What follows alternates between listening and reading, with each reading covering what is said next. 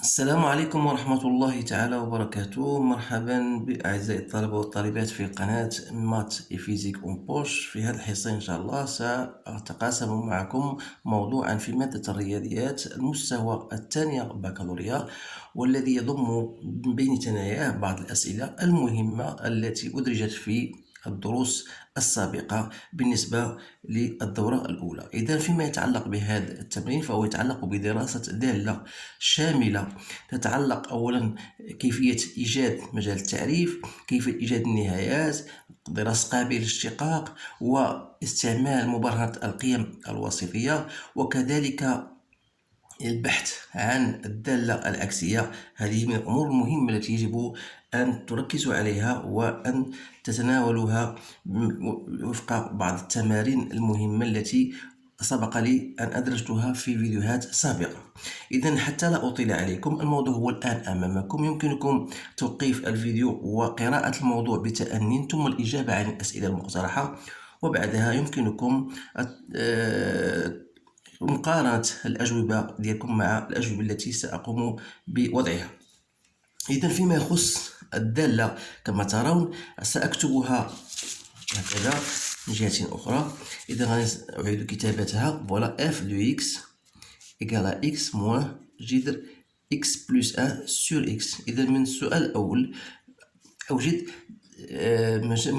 مجموعة التعريف. إذا سأجيب دائما هنا باللغة الفرنسية حتى يستفيد الجميع. إذا en ce qui concerne le domaine de définition, la première des choses à poser, c'est que l'ensemble de définition, c'est l'ensemble des x qui appartient à R, tel que ce qui est à l'intérieur du racine doit être supérieur ou égal à 0, mais sans oublier bien sûr que le dénominateur doit être différent de 0. Alors là, c'est très important. Alors pour répondre ou bien pour résoudre cette équation, il vous suffira tout simplement de dresser un tableau de variation, donc dans lequel vous mettez le numérateur, le dénominateur et le quotient, c'est-à-dire x plus 1 sur x. Vous savez que le premier racine c'est moins 1 et 0, donc je dois mettre moins 1 en premier lieu et ensuite 0.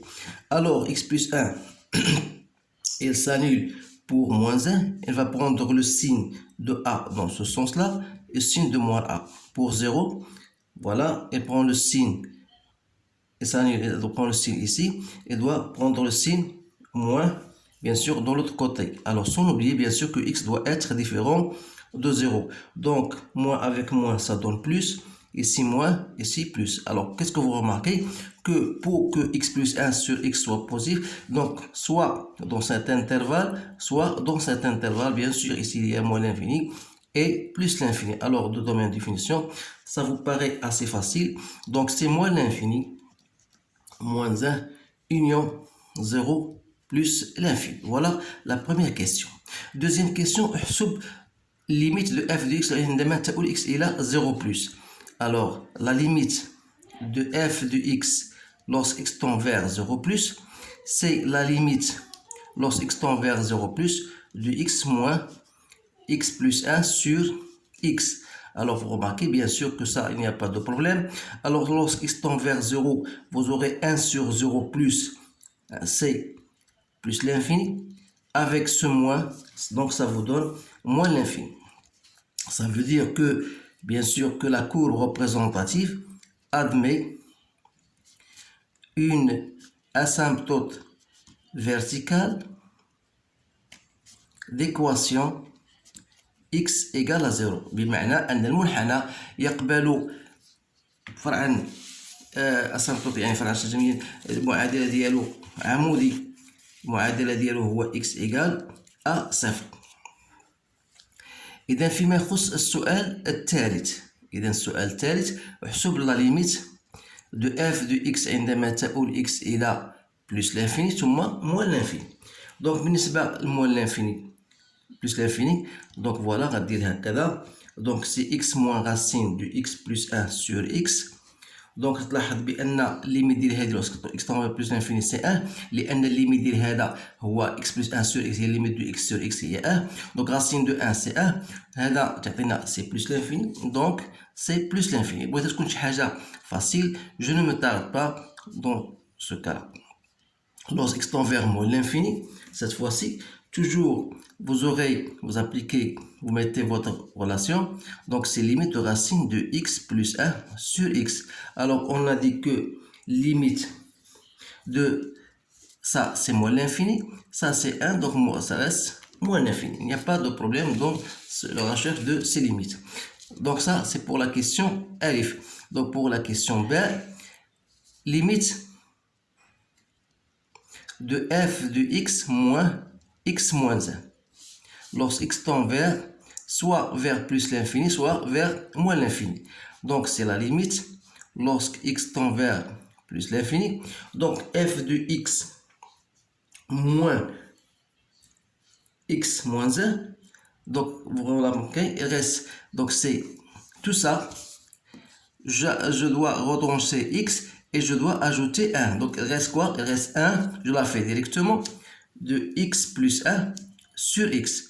Alors, quelle est la limite de ça? Donc la limite de ça, c'est déjà 1. Et ça, c'est 1. Donc 1 moins 1, c'est 0. Donc on a bien montré que la limite de f de x moins 1 égale à 1. Ce qui veut dire que c de f admet une asymptote oblique d'équation y égale à x moins 1. Et là, je m'excuse si j'écris en abrégé, mais vous, dans le jour de votre examen ou votre contrôle, vous devez écrire la phrase toute complète. دونك الان غادي نمشيو للسؤال الموالي اللي هو ادرس قابليه الاشتقاق الداله f على يسار موان زان. اذا ماذا يعني هذا؟ il faut chercher tout simplement de chercher d'abord f de x moins f de moins 1 sur x plus 1 qui est f de moins 1 c'est moins 1, donc il restera x moins racine de x plus 1 sur x plus 1 sur x plus 1. X plus 1 sur x plus 1, c'est 1. Donc, il me reste racine de x plus 1 sur x plus 1. Alors là, qu'est-ce que je vais faire? Donc, je peux écrire, vous savez bien sûr que x est inférieur ou égal à moins 1. Donc, ça veut dire على يسار ناقص 1 يعني أن x أصغر من ناقص 1, ce qui veut dire que x plus 1 est inférieur ou égal à 0. Donc autrement dit, moins x plus 1 sera supérieur ou égal à 0. Pourquoi j'ai fait tout cela? Tout simplement pour transformer f de x moins f de moins 1 sur x plus 1 de la manière suivante. Au lieu de mettre moins ici, je vais l'ajouter, je vais le mettre en bas, c'est-à-dire ce moins-là n'est autre que ce moins-là, donc c'est moins x plus 1. Pourquoi j'ai fait tout ça? Pour vous dire que puisque moins x plus 1 est positif, je peux la faire entrer en racine. Et dans ce cas, je dois faire une certaine transformation, c'est-à-dire x plus 1 sur x divisé par x, tout ça au carré. Donc c'est x plus 1 au carré. Donc qu'est-ce qu'il reste? Voilà, il reste 1 plus, il reste... Si je fais mon calcul, je vais simplifier, donc il me reste 1 sur x plus 1. Et dans ce cas, la limite de f de x moins f de moins 1 sur x plus 1 lorsque x tend vers moins 1 par valeur négative. Donc ça, c'est toujours ça, c'est négatif. Et ça est négatif, donc la somme c'est positif, donc ça va me donner 1 sur 0 plus. 1 sur 0 plus, c'est plus l'infini. Racine de plus l'infini, c'est plus l'infini. Plus 1, donc ça reste toujours plus l'infini. Alors, dans ce cas, on dit que la fonction f n'est pas dérivable au point moins 1.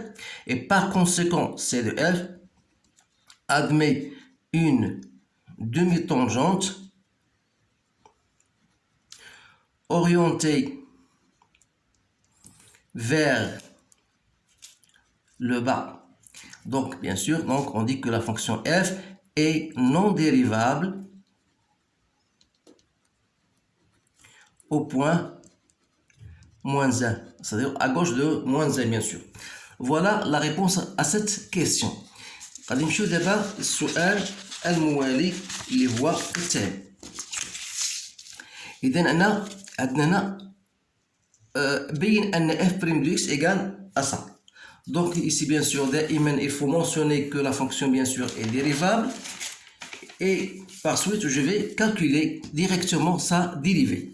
Donc, f' de x n'est autre que 1 moins x plus 1 sur x, la dérivée de ça, sur 2 racines de x plus 1 sur x. Alors là, je me suis basé sur le fait que la dérivée de racine du u du x n'est autre que u' sur 2 racines du u. Alors j'ai pratiqué cette relation pour trouver cette expression-là.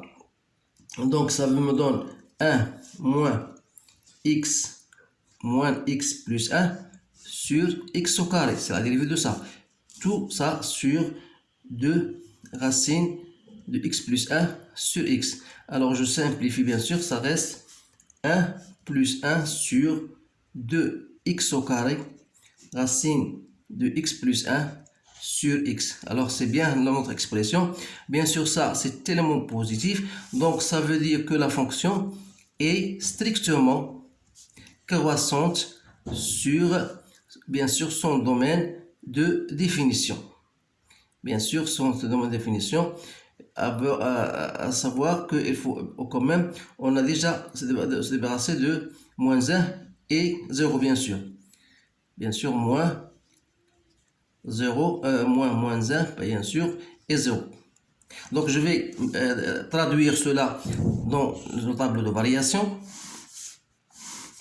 Voilà, x, f' du x, f du x, donc moins l'infini, moins 1, 0 plus l'infini. Donc il faut simplement éviter 0, c'est tout, simplement 0. Donc voilà votre tableau de variation. On a dit que la fonction est strictement croissante. Alors là, la chose auquel vous devez faire attention, parce que si vous revenez à votre domaine de définition, c'est moins l'infini moins 1, 0 plus l'infini, ça veut dire que la fonction n'est pas définie dans ce lieu-là. Alors il ne faut pas te casser la tête en dressant cet intervalle-là. Donc on a dit que la fonction est croissante, voilà, limite de plus l'infini, on a ici trouvé moins l'infini, ici moins l'infini, et f de moins 1 c'est moins 1. Voilà votre tableau de variation. Donc, question 6. بين أنه يوجد عدد حقيقي ألفا في المجال كذا 1 3 بحيث f de alpha égale à 0. إذا هنا نعتمد على ما يسمى بمبرهنة القيم الوسيطية، بحيث أننا في هذه الحالة on dit que pour montrer qu'il existe un certain alpha appartenant à un certain intervalle et qu'il y ait une solution unique, il suffit de montrer que la fonction en question elle est continu, donc il est continu sur son domaine de définition, en particulier sur l'intervalle qu'on vous a donné. Et vous remarquez que la fonction elle est bien croissante dans cet intervalle, d'après votre tableau de variation.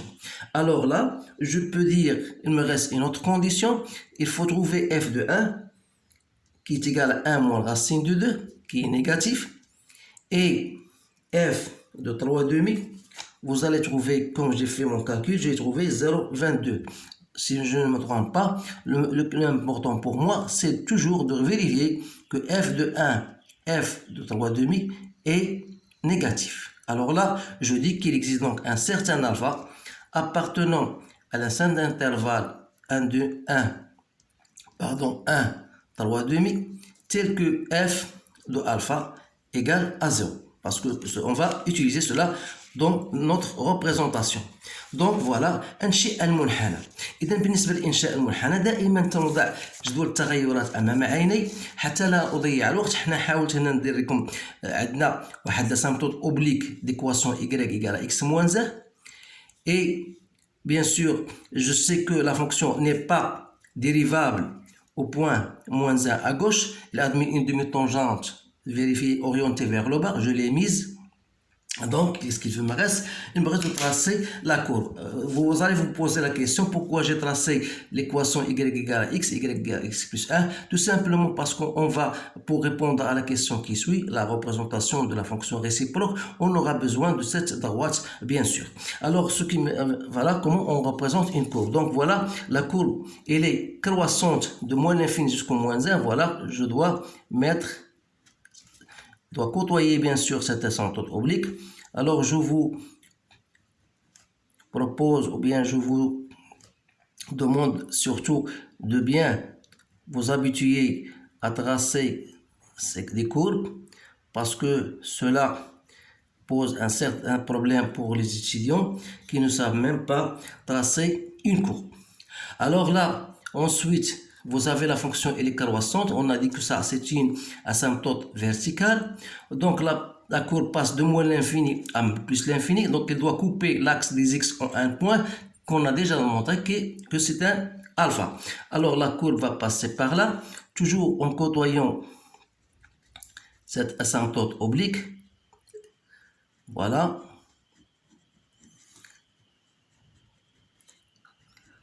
Toujours, elle va se diriger toujours vers cette asymptote verticale. Donc voilà votre courbe. Donc voilà votre courbe C de F. Alors la question qui suit, vous regardez. Donc on vous dit voilà les تكون G ou ليكون G قصور دالة هذه المرة على 0 plus l'infini. On va s'intéresser sur l'intervalle 0 plus l'infini بين أن G تقبل دالة عكسية. إذا باش نبين بأن G تقبل دالة عكسية يكفي هنا أن أبين بأن الدالة فهي continue. Donc je vais mettre ça. Donc G elle est continue sur 0 plus l'infini. D'autre part, elle est croissante. Donc, ça veut dire qu'il admet une fonction réciproque G-1. Donc, elle admet une fonction réciproque G-1 définie sur un intervalle G qui n'est autre que G de I. Alors, d'après notre courbe, bien sûr, d'après notre table de variation, donc l'image de 0 plus l'infini, c'est moins l'infini plus l'infini, donc c'est R. Donc la fonction G-1 sera définie de R vers 0 plus l'infini. Donc voilà 0 plus l'infini qui à tout x fait correspondre G-1 de x égale à y. Je vous conseille, chers étudiants et étudiantes, de toujours de traduire cette phrase mathématiquement en mettant ces choses-là. Pourquoi? Parce que lorsqu'on vous demande de déterminer G-1 de x, vous ne vous trouvez pas de problème en cette question. Alors voilà, il nous reste seulement de أنشئ المنحنى دالة G-1. Alors pour le traçage de G-1 de x, parce qu'on va tout simplement nous contacter, on va tout simplement rester sur le domaine 0 plus l'infini. Voilà, c'est-à-dire on ne va pas s'intéresser à l'autre domaine.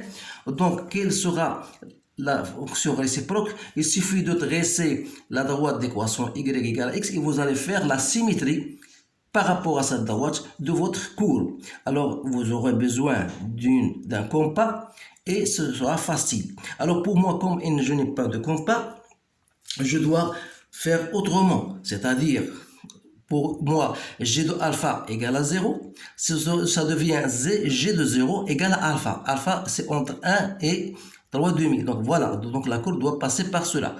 Ensuite, la symétrie, la droite y égale à x moins 1, sa symétrie par rapport à la droite d'équation y égale à x est x plus 1. Donc j'ai tracé la symétrie de cette asymptote oblique par rapport à la droite d'équation y égale à x. Donc il me reste tout simplement de dresser et bien sûr cette courbe. Donc l'allure sera de la façon suivante. Je dois bien sûr tourner la page pour voir bien comment tracer.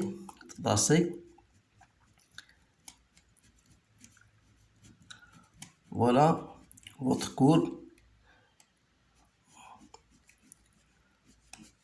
représentative, plus ou moins bien sûr.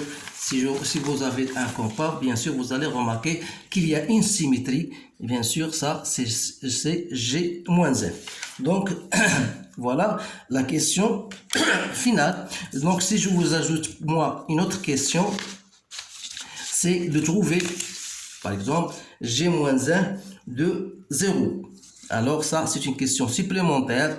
Comment je trouve G-1 prime de 0. Bien sûr, après avoir montré que la fonction g-1 est dérivable en 0.